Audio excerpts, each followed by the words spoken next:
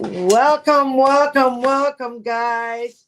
Sorry, guys. We've had some technical difficulties tonight, but we got this. Hey, wow. Got to take a breather. It's been one of those nights, but we got this. Anyway, hello, my beautiful sunblazers and heroes. Welcome to the Rosie Lastra podcast, where we shine light in all darkest places and turn our strengths into struggles. I mean, our struggles and strengths. Oh my goodness. Yeah, it's been one of those nights. I'm Rosie, and just like you, I'm walking through valleys, face challenges, and I learned that in every place where there's hard moments, there's always a spark that wants to rise. This is a safe place where we laugh, we cry, and most of all, we grow together because here your story matters, your healing matters, and you matter. So let's blaze a trail of love together and hope. Okay, so before we get started, I want to give you a little bit about your host and your captain in flight, me. I'm a transformational healing and confidence coach who bridges spiritual principles with analytical practices to help men and women 35 to 65 turn grief into growth and loss into legacy.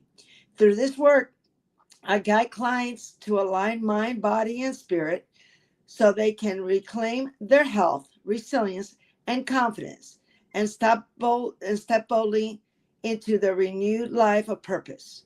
For years, I lived a life of grounded logic.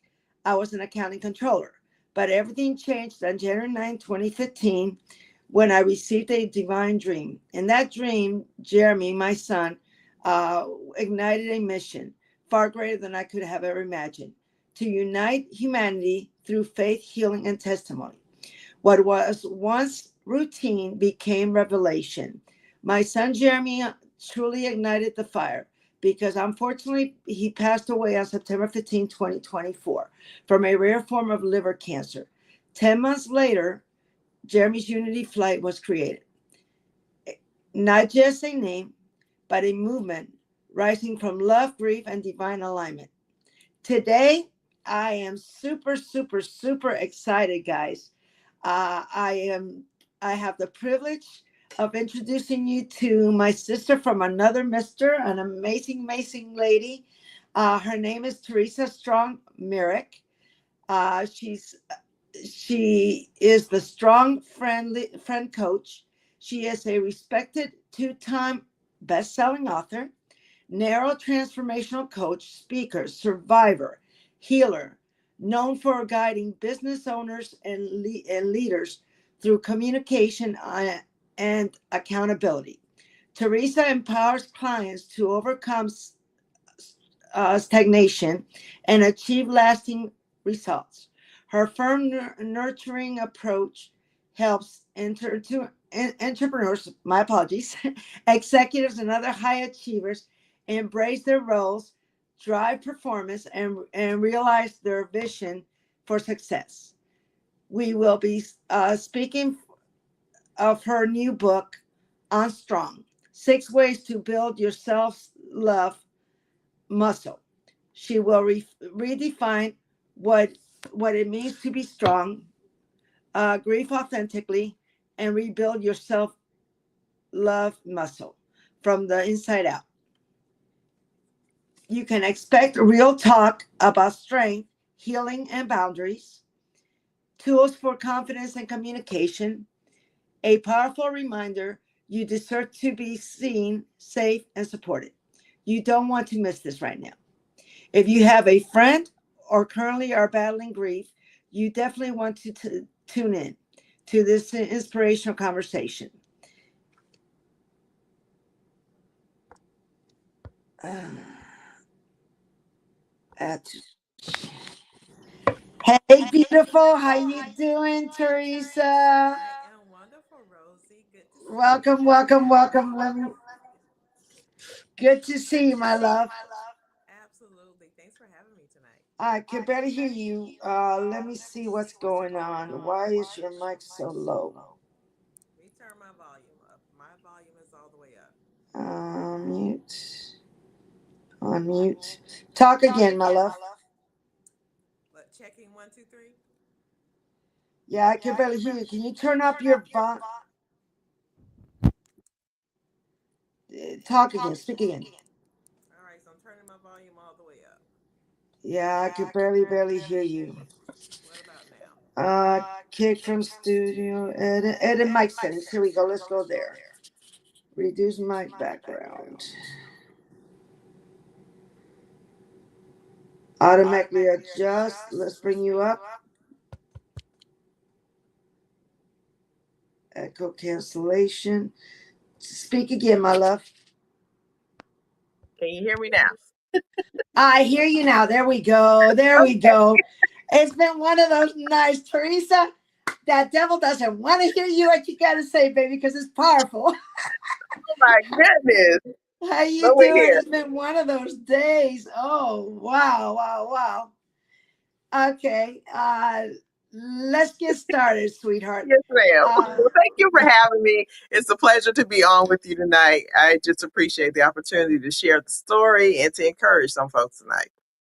well, it's a pleasure to have you, sweetheart. And ever since the first moment I met you, your energy is off the chain. You're remarkable. And I commend you and I thank you, thank you, thank you. So, Teresa, I said a little bit about you, but why don't you let the listeners know a little bit more of your story? All right, so I like to start with a little bit of history on me. So I am a former police officer, victim advocate, child and family counselor, and I have been in the world of self development because of the things that I went through as a young person, but the things I saw in term when I was working in public safety. I continued to see the same people come through the system over and over again, became family members.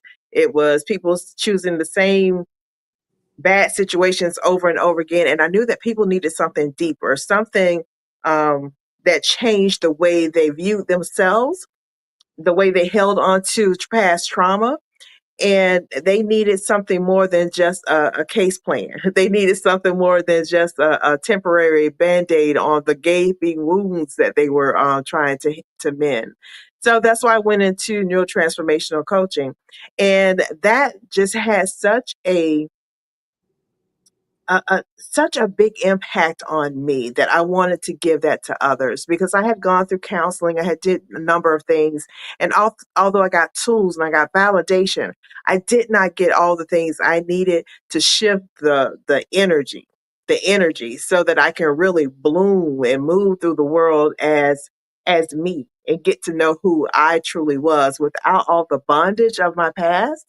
So that's what has gotten me here. That's why I'm so passionate about what I do. And yeah, that's just a little bit about me. But if I was just to take it a little deeper in terms of why I'm so focused on becoming unstrong and why I'm so focused on us getting a true definition of what strong was, is because I'm a serial survivor. My father was murdered when I was young. I grew up seeing domestic violence. I was sexually molested as I was growing up. So it's a lot of things that I survived. And and through that survival, though, I learned a lot of defense mechanisms, and I learned how to suppress, right? And I know there's a lot of Sure. people out there I'm who sure. can relate. I learned how to suppress so that I could survive, but that only served me for a certain amount of time. There became a time in my life where that no longer was a benefit to me. I needed to get beyond that. So that's why I'm here now, because I learned how to, and I get the privilege now of helping others to do the same. Wow, God bless you, my love. Uh, every time I meet you, every time I talk to you, I learn new things, and wow, I commend you again, my love. Thank So you. let me ask you, Teresa, what was, if you had to say one thing that caused you to write your book? You know, the Mm. turning point that had you write, sit down and write. What would you say it was? Unstrong was born out of my grief. I know many of us lost a lot of people. Many of us lost people in the pandemic. I happened to lose my mom and my husband in that same year. And I lost them unrelated to COVID. It was my mom passed of cancer that she had been battling for like a couple of years. My husband had had several strokes, and he had um, a major stroke that he couldn't survive this last time. So I was dealing with that. And as you guys see my name is Teresa Strong Myrick. So I have been trying to live up to that word strong all my life. And it was always something that came up, right? But when I lost my mom and my husband in that year, people kept saying things to me like, "Oh, you're so strong." Because when I show up, I would show up put together, right? But it doesn't mean that I'm not grieving. So it started to upset me. It was like, what do you consider strong? Because if I showed up crying and upset, would you then say I'm weak? Right? So I got upset with that, and I just started to just think about that. And I started to think about so many people who had lost and what they were facing as they were trying to grieve and get through and make it from day to day. And it just dawned on me like, we have too many strong people who are out here trying to maneuver through life and trying to live up to a definition of strong that is not even human. So I went in prayer because this is my second book. I just went in prayer and I was just talking to God, like, I just need to do something. I don't know what that is. And He literally gave me the download for the book. He literally just gave me the book, gave me the title, because I was thinking to myself, I don't want to be strong. I don't want to be seen as strong. I don't want anyone to call me strong because that comes with too many different responsibilities. And I don't want any responsibilities right now. I hear you. Right? Wow, I hear you, girl. Yeah. So Yeah. tell me, tell me a little bit of, tell me a little bit about the book and how it guides people, how it helps people to become unstrong. So unstrong is not us to just um, abandon our strength, but it's to get in tune with what our inner strength is, the things that really allow us to be ourselves. And for me, and as I looked over my life, the thing that allowed me to get there and to move as I do through hardships is an inner strength. It's an inner peace, but also it started and it ends with self love. Once I started to understand how to love me without all of the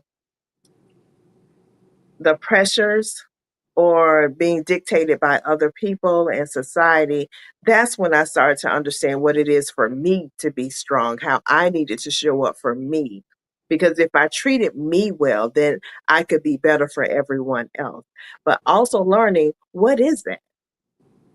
Because as strong friends, what do we do when people ask us, what do you need? I'm okay. I'm okay. I don't need anything. I'm all right Right. because I'm used to doing that. But we're also training other people to not ask us if we need help. Because if you already got it, what I need to ask you for? Right, right. You always have it together. I tell a story in the book about my best friend I've had for over 30 years. We basically grew up together. We met in middle school. And when I wrote my first book that was telling the story of how I grew up, she got so upset. She was so upset. She was like, I can't believe you were going through all that without me knowing. She was so upset about that. And and later on there was a moment where we were at an event and I got so emotional and I started crying. I was really, really upset. And she was shocked. She said to me, she was like, "Oh my gosh, I've known you all this time. I've never seen you cry. I didn't even know what to do to support you."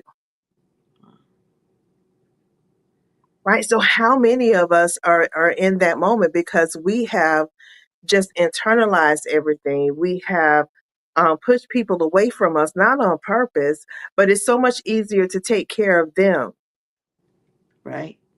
It's That's so good to exactly focus outside of you, right?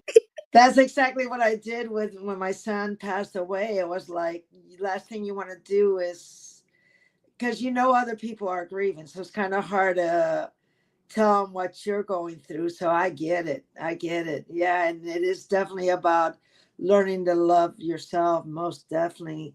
Wow, Mhm. Teresa, thank you, my love. That's pretty awesome. So here we go. Now we're gonna go through a quick lightning round. Okay. Mhm. And I'm gonna ask you some quick questions. Okay. Okay. What's one habit that changed your life? One habit that changed my life: getting up early. Okay. Waking up early, like when my kids were young, even waking up earlier than everyone else and having time for myself. Nice, nice, nice. Okay. Favorite song that lifts you up? Favorite song that lifts me up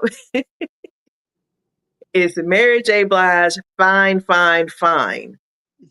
Awesome. Love that song. It's just so motivating for me. And one of the last memories I have with my mom is my mom loved to dance, but towards the later part of her life, she wasn't able to move like she wanted to. So I would dance for her. And that song came on and I danced for her and she was so super excited. She said, "Oh, Latna, you love that song. I see the way you move it." She's like, "You Cool. really like that song. I like to see you dance to that." So yeah, that's it. Awesome. If you could describe emotional healing in one sentence, what would it be? Say that again. If you could describe emotional healing in one sentence, what would that be? It is freedom. It is absolute freedom to be you unapologetically. That's what it is. Okay. And if you had to say something to your younger self, what would you Mhm. tell her?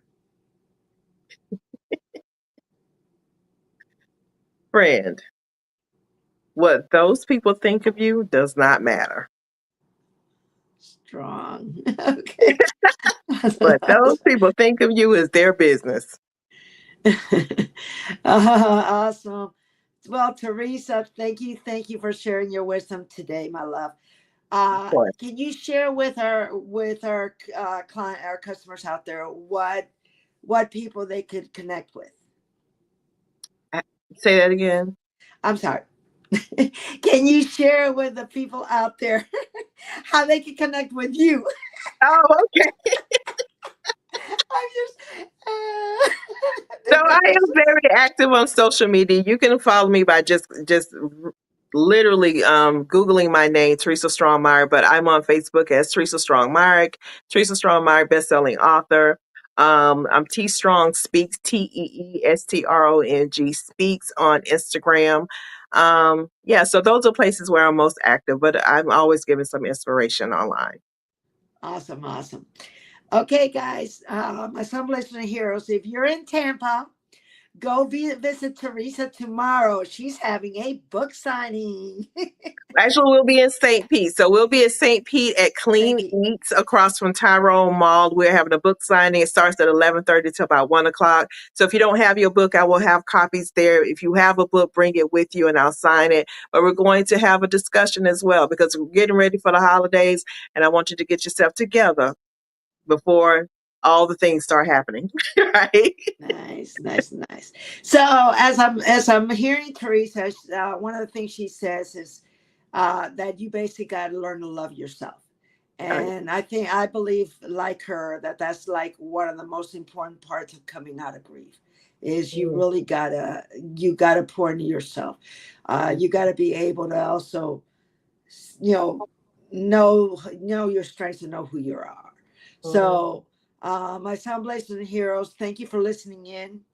Here's my biggest like I was saying, my biggest takeaway is that you do have to learn to love yourself. Yeah. Okay. And don't forget to check out jeremy'sunityflight.com for your free resources, upcoming events. Before we wrap up, I want to share some exciting things about this weekend. Here's South Florida. Tomorrow we're going to be having. There's going to be a yoga and snap special over in Fort Lauderdale. It's a wellness event, and it's going to come to you at 545 Northeast 13th Street in Fort Lauderdale. And it's going to be from, I believe it starts at 10 till 1, and also on October 20th at 8:30 p.m. Eastern, I'll be hosting my very first free master class called Crossing the Gap from Nice. Grief to Purpose. Okay. If you're someone you know is walking through grief, trauma, or illness, I invite you to join. Okay. And discover how to turn pain into power and Mhm. loss into legacy. I promise this will be a most impactful class you'll ever experience. And Yes. remember, no matter what you're facing, the light within is always stronger than the darkness around you. So keep shining, keep rising, and keep believing in the miracle of your journey. God bless you. Have a great evening. And until next time, goodbye. Good night.